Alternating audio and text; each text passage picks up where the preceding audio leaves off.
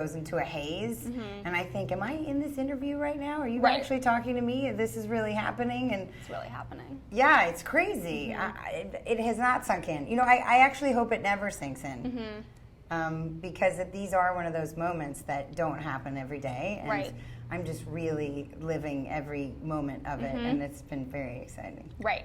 Well, your category is a pretty impressive category. So you are nominated alongside the Game of Thrones ladies. So Maisie Williams, Triple Emilia threat. Clarke. Triple threat. There's Yes. 3 of them. 3 of them. Yeah. But maybe they'll cancel each other out. Who knows?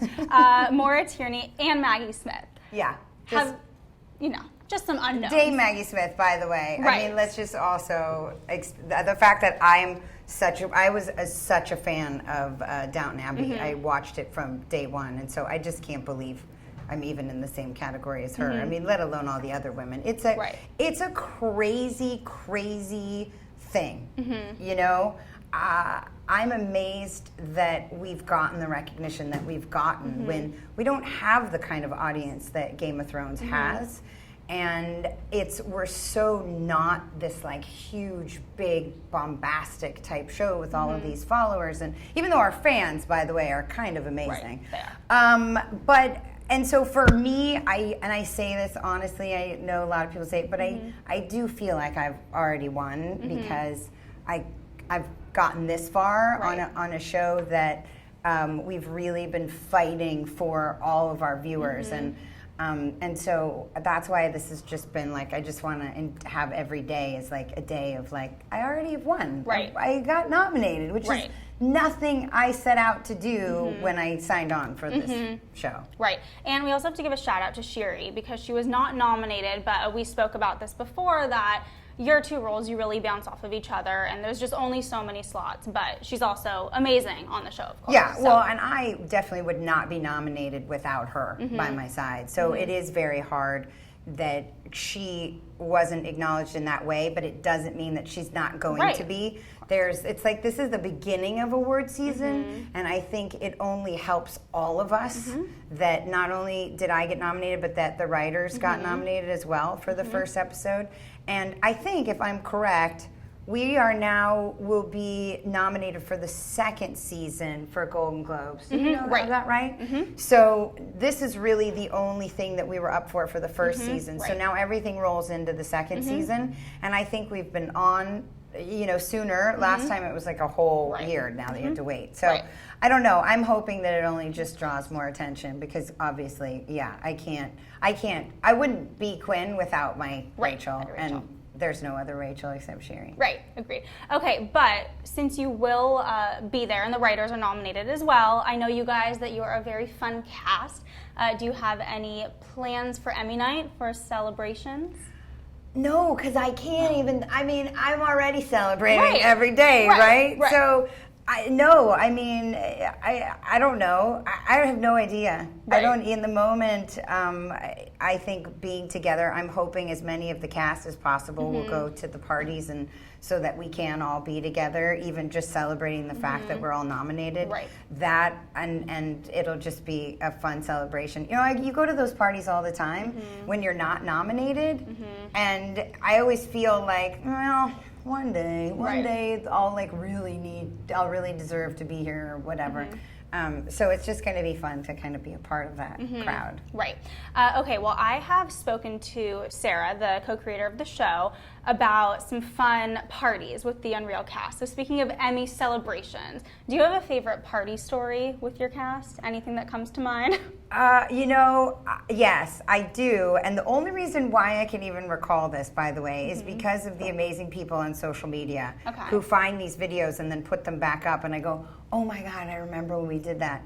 I would say it was midway through our first season, and we were doing Periscope parties, and we did one at my house, and it was the episode when, and sorry, spoiler alert if you haven't seen season 1, but it's when Mary jumps off, and we had Sia's song Chandelier at the end of the episode, and I was with almost all the cast was at my house, And Jeremy, Josh, who plays Jeremy, and Freddie, who was Adam, Right. they came up with this idea to swing me like a chandelier. Oh, good. So halfway through us singing the song, and like we were all karaokeing the song together, they picked me up by my arms and they kept swinging me into the camera, and I was screaming at the top of my lungs like, I want to swing like a chandelier, you know. And it's like that. I mean, that to me, I think, was by far one of our most fun times. Okay, so we have to find that video, is what you're telling me. Oh, After it's out this, there. Google it, look for it.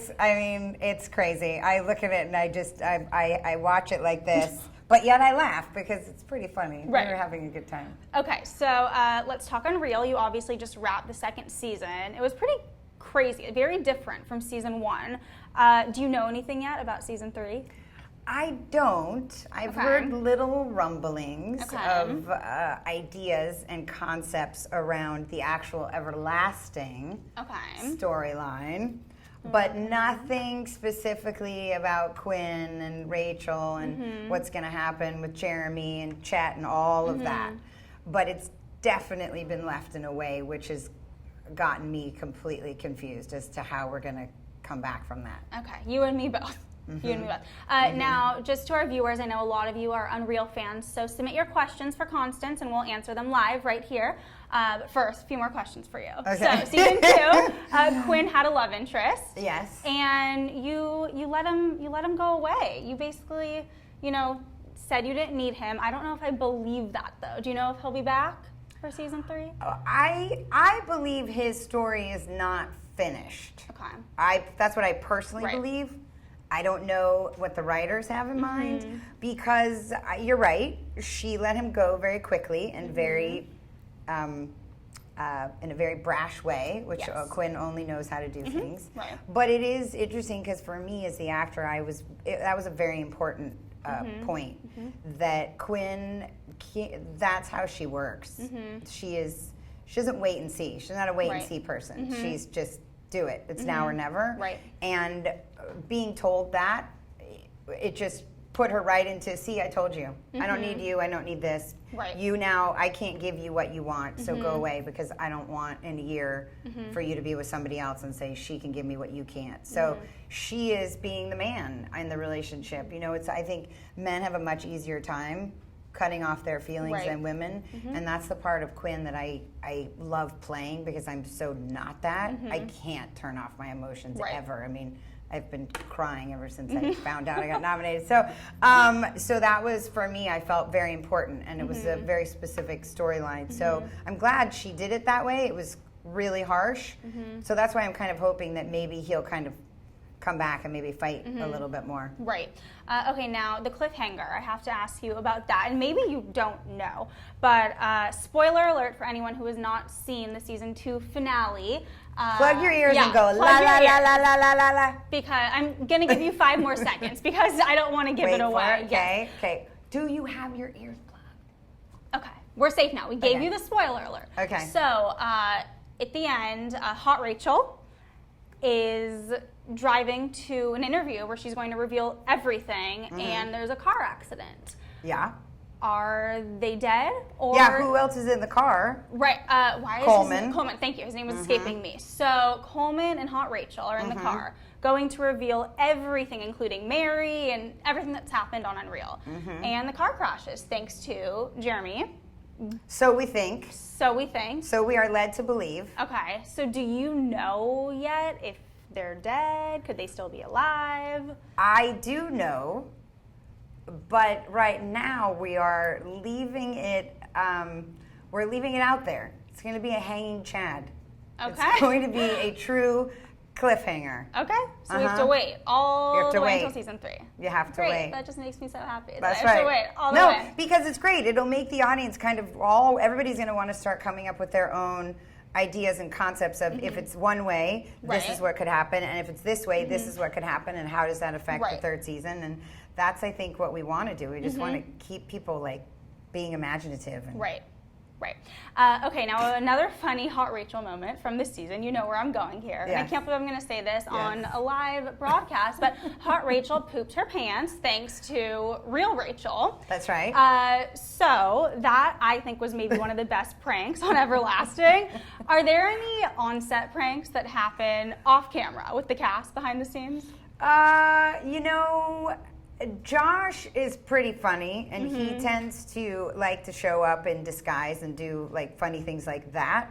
But as far as like actual pranks, I think some of us, our characters are all so intense that a prank really would upset the flow of what these characters have to do and to each other, especially.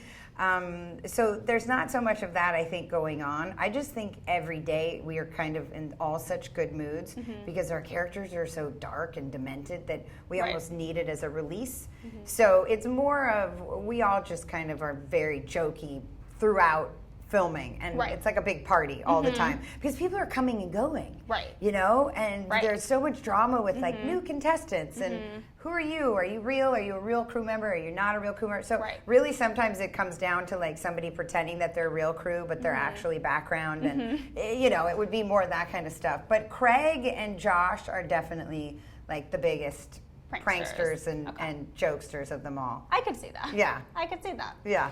Okay, so random little tangent here, but I saw that you retweeted something about Ryan Lochte recently, about his hair, which I was dying over too.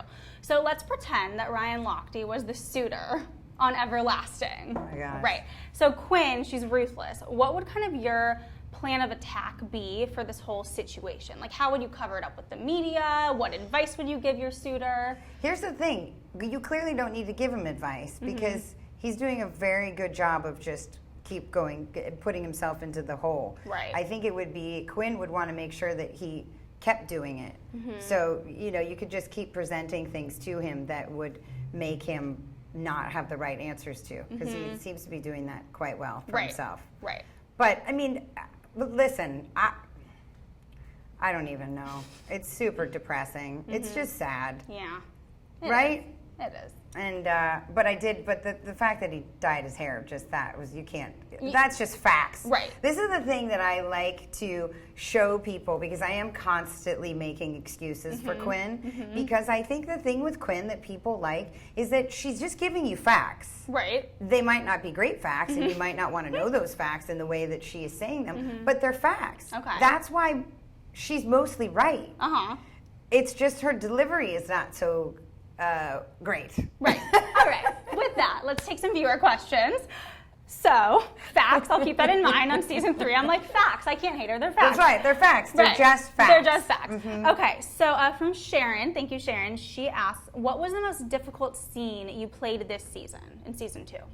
Oh, well, I would definitely say the most difficult scene was in episode 9. Not smashing the televisions, because that was the best time I've had. Were those this real season. TVs, by the way? Yeah. Okay, so you actually got to smash. I had two chances to crash that thing, but it was the moment after the crashing when Quinn just breaks down and realizes that she's put her whole life into this place, and it's left her with nothing except Rachel, and then having to then fire the person who is the only thing in your life. Like, I had so many emotions during that scene, but that was a very, very hard scene. But it felt really good in a weird way, because it's like, I just like when Quinn gets to emote, like, which is when I emoted for the laughing over the pooping herself. Right, yep. I laughed for 9 minutes and 45 seconds straight. So we need to see that too. They clocked me, because I was like, it's a release of emotions. Like, when does she ever get to laugh? Right, she doesn't. Yeah, but that was definitely the hardest scene, was that scene. And it was so neat to see Quinn kind of be a real person, because usually she has this facade up that just nothing can hurt her, and it comes down to it, she, has emotions too. Yeah. All right, from Brandy Brown, she says, I hope next year they have a female suitor and male contestants. Please tell me if that will happen. This is when you need the Wayne's World. Right. Cut to season 3. What have they done? I wish that I could reveal information about season 3. But what I would just say is just keep thinking positive thoughts. And you never know what might happen. All right. Well, pretend you don't know. Do you think it would be a good idea to switch it around and have I a female would like speaker? it. I think Quinn and Rachel, after a season of being completely burned by men, throwing them into a pool of 25 eligible men would be colors that we've never seen them go through. And I also think it would be colors you've never seen Chet and Jeremy go through too, because they're so used to using their sexuality to get what they want. Right. And now they won't be able to do that either. So you're flipping the roles once again.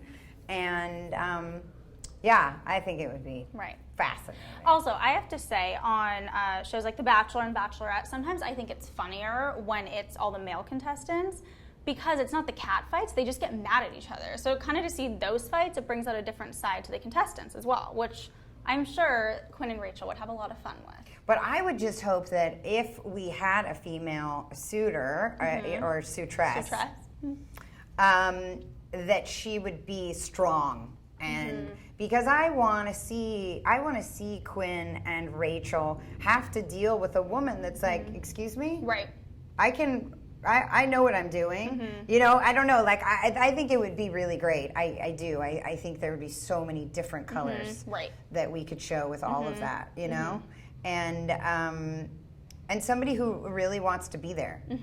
Right. And feel like I'm going to prove to you that I can make this happen. Like, I don't know.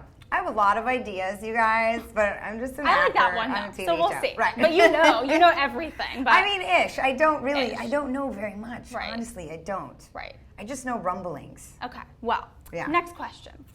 From Keith Curry, how do you see Quinn's backstory? Have you figured it out? That's a really good question, because we learned a lot about Rachel's backstory in season 2. Right. So. That is a very good question.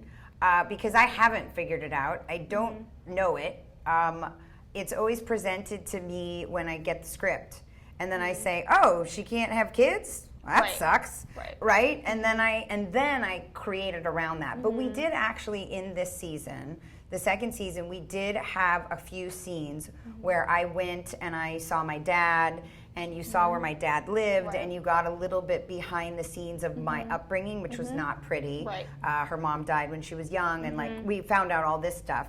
We didn't end up using the scenes in the show this season because we felt like it took away from what was more important, which was actually the struggle of power between Rachel and Quinn. And when he dies in the first, so that was a bummer. I was sad though that the fans didn't get to see a little bit more into that. So maybe in season 3 we'll find a way to kind of get into a little bit more of the backstory of Quinn, because I do think that stuff gives you like different colors to go, oh, I see how that has now affected her today.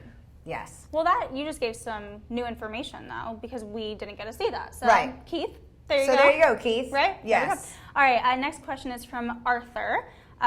He asks, do you think the show is going to impact the way that women are represented on TV shows? I mean, my quickest answer to that is I wish. I wish we had that much influence, but I think it's on a broader scale of how the world needs to support women and how they are putting women on display or not on display. And I would love to think that our show could have some say in that, but I think, again, we're like shining light on issues that we think are important for people to address and for media to address and shows to address. But if I really think our show is going to make an impact, I would say yes, because you've asked the question. So we're causing conversations. which to me has been so above and beyond what I ever thought this show was going to do. And I love that it is making people talk about stuff because we're like, hey, look, we're just giving you facts. Right. As Quinn does too. I mean, she's just giving you facts. Right. Right? Right. So I do think that in that sense we're making an impact because people are talking about it. Got to get the conversation going. Right. So, Right. okay, from Jennifer, how did the shooting episode affect you and the cast as a whole? Maybe what sorts of conversations did you have behind the scenes to prep for that? Yeah, I mean, I would say that when we all read the script, we definitely, as a whole, were thinking, you know, how are we going to do this? And we're glad we're doing it because, again, at the time that we shot that episode, there had not just been a very recent occurrence of the exact same nature. And two, within almost the same day of each other is also terrifying.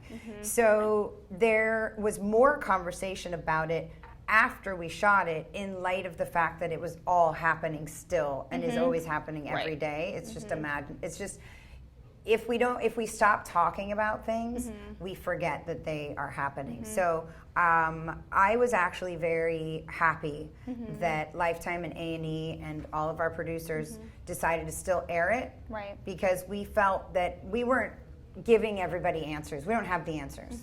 That I definitely don't have. I wish I did, but we definitely don't have the answers, but we can show you things that are happening to incite discussions. Right.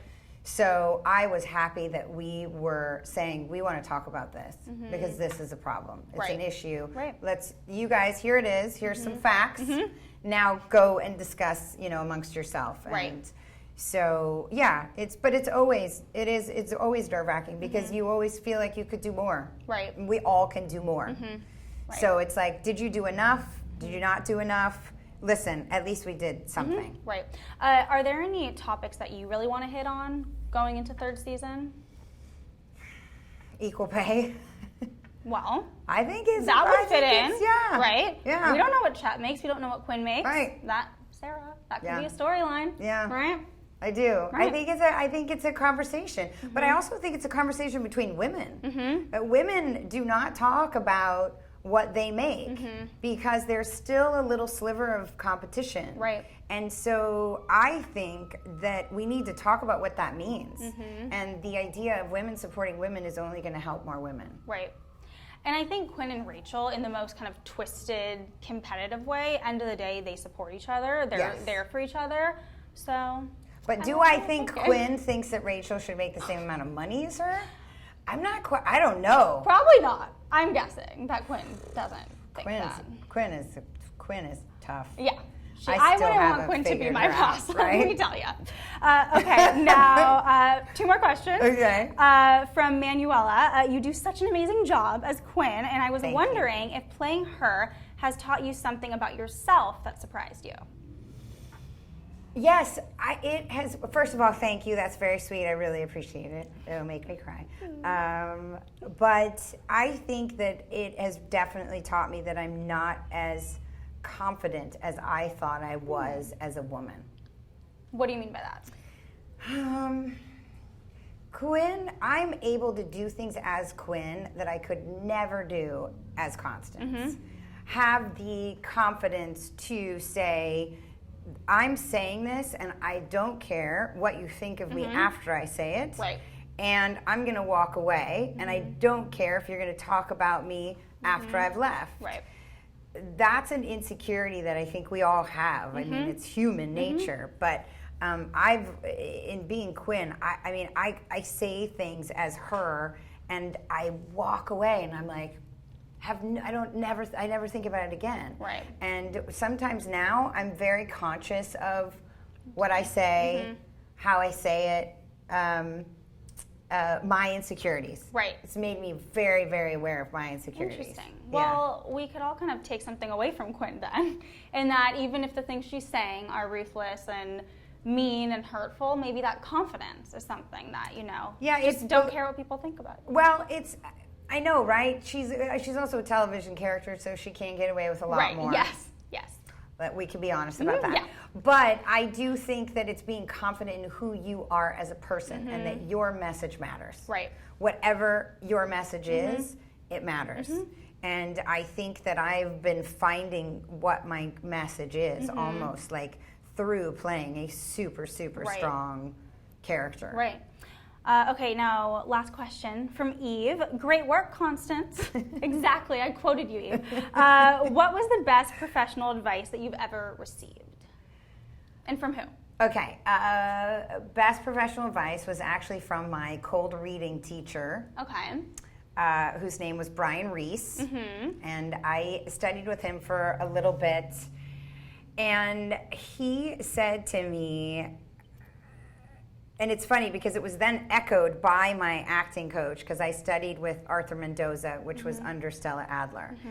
And they both in the same day told me that you are enough. And they said the day that you realize that you don't need to put on somebody else or something else on top of you is the day you will start working as an actor. Because my insecurities were coming out and I was doing all this extra stuff, and both of them just said, you are enough. And that to me is still like, that's a lot. It's a big, it's 3 simple words, but very, very powerful. And I still have to say them to myself all the time. Interesting. Yeah. Wow. I agree with that because, again, so great and Unreal and all the other work you've done. Thank you. House of Cards, Entourage, Agents of S.H.I.E.L.D. I know our readers love you and everything you do. And, there's one more question, but before we ask that, a lot of our viewers are just commenting. Good luck at the Emmys. They're all very excited that you're nominated.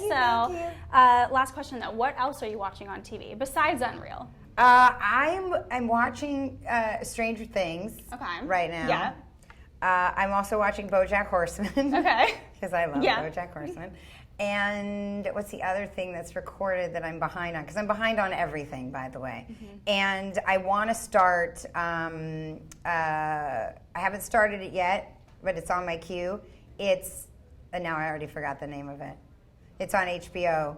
And it's The Night Of. The Night Of. There we go. Right? Are you watching it? No, that's also on my list. Ugh. And I just started Stranger Things. Yeah. So Stranger Things and BoJack Horseman, like I just watched both of those last night. So I'll be current and I'll say that's what I'm watching right now. All right. Yes. Well, thank you so much, Constance. Thank you. Thank you guys for hanging out with us. This was so much fun. And good luck at the Thank Emmys. you.